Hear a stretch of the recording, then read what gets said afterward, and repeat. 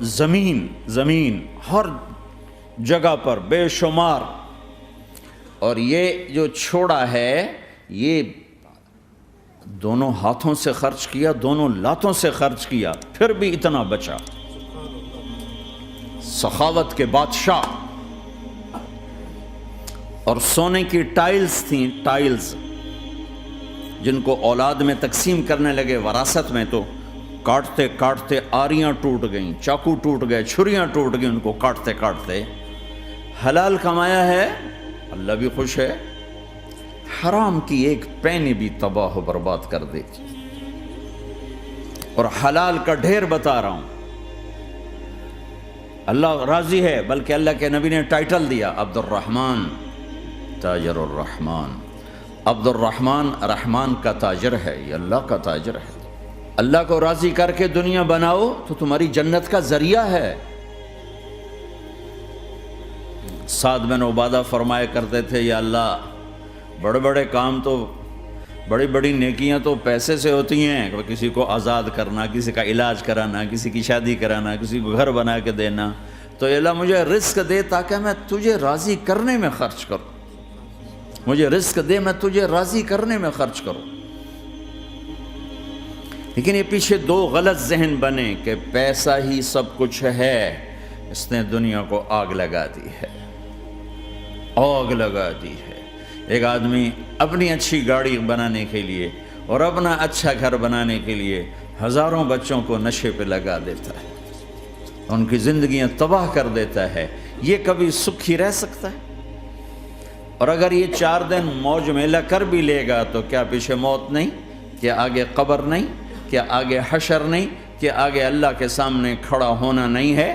کیا یہ دنیا ایسے ہی چلے گی؟ نہیں نہیں نہیں، اس کائنات کا ایک خالق ہے جس کا نام اللہ ہے، مالک ہے جس کا نام اللہ ہے، اس کا ایک حکمران ہے جس کا نام اللہ ہے، ایک حاکم ہے جس کا نام اللہ ہے، ایک شہنشاہ ہے جس کا نام اللہ ہے، ایک زبردست طاقت ہے جس کا نام اللہ ہے۔ مشرق پر بھی اللہ ہے، اور مغرب پر بھی اللہ ہے، اور شمال جنوب پر بھی اللہ ہے، اور آسمانوں پر بھی اللہ ہے، اور دھرتی پر بھی اللہ ہے۔ اللہ کی قسم، میرا ہاتھ کا یوں حرکت کرنے پر بھی میرے اللہ کا قبضہ ہے، میری زبان کے بول پر میرے اللہ کا قبضہ ہے، میرے یہاں بیٹھنے پر میرے اللہ کا قبضہ ہے، تمہارے کھچ کے آنے پر اللہ کا قبضہ ہے۔ آسمان کی چھت میرے اللہ کے قبضے میں ہے، زمین کا فرش میرے اللہ کے قبضے میں ہے، ہواؤں کے جھونکے میرے اللہ کے قبضے میں ہے، سردی کا موسم میرے اللہ کا ارادہ ہے، گرمی کی تپش میرے اللہ کا ارادہ ہے، بادلوں سے پانی کا گرنا میرے اللہ کا ارادہ ہے، برف کا گرنا میرے اللہ کی بادشاہی ہے، اور طوفانوں کا آنا، بجلیوں کا چمکنا، بادلوں کی گرج، موسموں کا تبدیل ہونا، درختوں کے پھلوں کے ذائقوں میں خوشبو، پھلوں میں مٹھاس، پھلوں کے اوپر کور، چھلکے، ان کے رنگ، ان کے ذائقے، اور تھنوں کے اندر دودھ، اور ہرن کے نافے میں مشک، اور سانپ کے منہ میں زہر، اور مکھی کے منہ میں شہد، یہ سب میرے اللہ کا ارادہ ہے۔ آزاد ہیں؟ موت سے لڑ کے دکھاؤ، آزاد ہو، جوانی کو روک کے دکھاؤ، آزاد ہو، بیماری کو روک کے دکھاؤ، آزاد ہو، غم کو روک کے دکھاؤ۔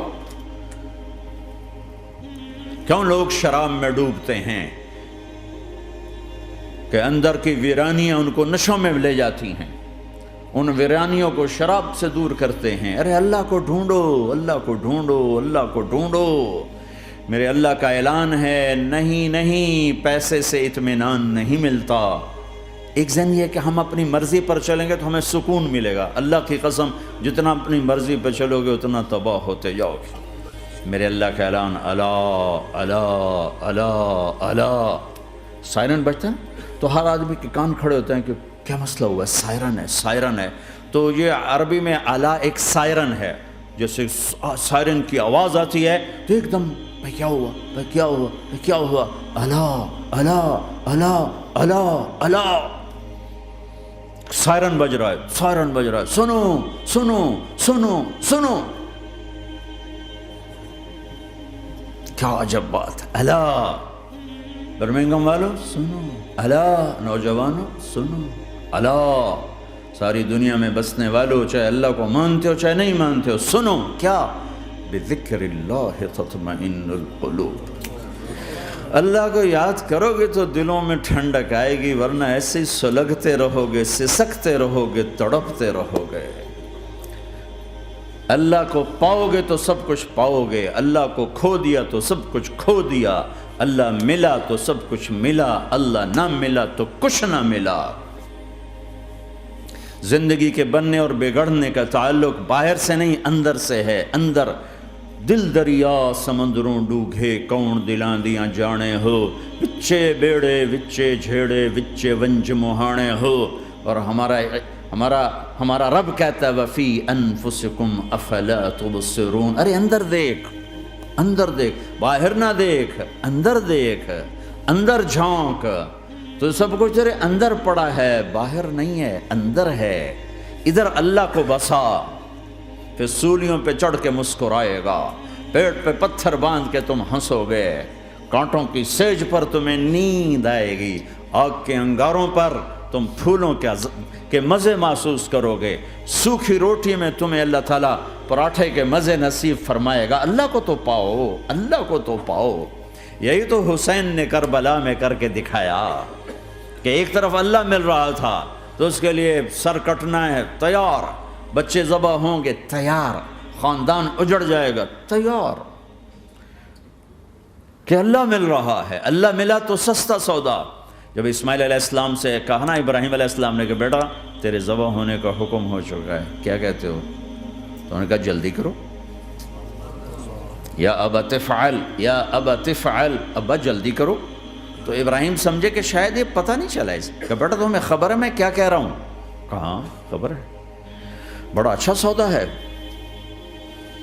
آپ کے بدلے میں اللہ مل جائے گا، اللہ آپ سے زیادہ بہتر ہے، دنیا کے بدلے میں جنت ملے گی، جنت دنیا سے بہتر ہے۔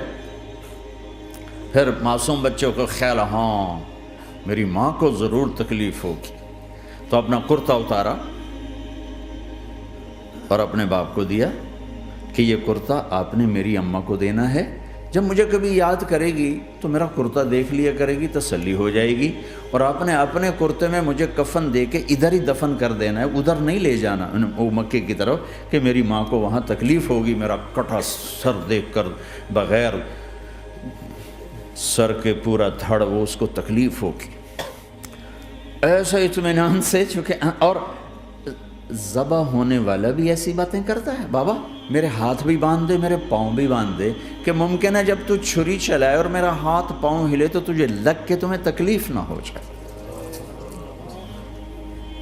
پیسے میں چین ہوتا، زندگی میں چین ہوتا نہیں، اللہ کو پانے میں چین ہے، اور ادھر وہ بھی اللہ کو ڈھونڈ رہا ہے۔ ارے میرے بھائیو، 60 برس کی دعا کے بعد بیٹا ملا، 60 برس دعا مانگی، یا اللہ اولاد دے دے، اولاد دے دے، اولاد دے دے، 60 سال کے بعد اولاد ہوئی، 84 سال کی عمر میں، 80 سے 84 برس کی عمر میں کے درمیان بچہ ہوا ہے۔ جب وہ 5 سے 10 سال کا ہوا ہے اور ابراہیم 90 کراس کر گئے، 90 کا بیریئر کراس کر گئے، جب مرغی کو ذبح کرتے بھی ہاتھ کانپیں، 90 برس 92 سال کا بڈھا تو مرغی نہیں ذبح کر سکتا، تو اس کو کہا جا رہا بچہ ذبح کر۔ مینا کے پہاڑ سختہ تاری ہے، ہوائیں تھم چکی ہے، سورج مدہوش ہو رہا ہے، آسمان کے فرشتے ٹکٹکی باندھ رہے ہیں اور ان کے سانس اٹک رہے ہیں کہ یہ کیا ہو رہا ہے، کیا یہ بوڑھا کر جائے گا، کیا یہ اپنے بچے پر چھری چلا جائے گا؟ باندھ رہے ہیں ہاتھ اور پاؤں، اور پھر بچے نے کہا تھا مجھے الٹا لٹانا، سیدھا نہ لٹانا، کہیں تیری نظر پڑے میرے چہرے پر اور پھر تو رک جائے، نہیں نہیں نہیں، سیدھا الٹا۔ تلہ للجبین، اسماعیل کی وصیت کو قرآن نے بیان کیا، ماتھا ہے ان کے گھٹنے کو ان کی کمر پہ رکھا اور ایسے سر کے بال پکڑے، ایک ہاتھ میں چھری، ایک ہاتھ میں سر کے بال، اور یوں آسمان کو دیکھا، یوں تھوڑا سا اوپر اٹھایا نا تاکہ نیچے سے چھری چلائے. وہ چھری چلا کے مطمئن ہے، وہ چھری چلوا کے مطمئن ہے. پتہ چلا کہ میری سوچ غلط ہے، کسی اور طرف سکون ہے، جہاں میں ڈھونڈ رہا ہوں وہاں نہیں ہے. اپنی مرضی پوری کرنے میں نہیں ہے، اللہ کی مرضی پوری کرنے میں ہے. یوں پکڑا، گھٹنا رکھا، یوں دیکھا. آسمان کو دیکھنا تھا کہ فرشتوں کی چیخیں نکل گئی. کہا اے اللہ، ہائے ہائے ہائے، کاش وہ مینا کے پہاڑ ہوتے جہاں یہ قصہ ہوا. اب تو حاجیوں کی وجہ سے انہیں توڑنا پڑا. اے اللہ، کیا تو مجھ سے ناراض ہو گیا ہے؟ تو یہ سمجھتا ہے کہ اسماعیل کی محبت میرے دل تجھ سے زیادہ ہوگی؟ نہیں نہیں، میرے اندر تو ہی تو ہے، تیرے سوا کوئی نہیں ہے. اور اگر کوئی میرا تو نے امتحان لینا ہے، میں حاضر.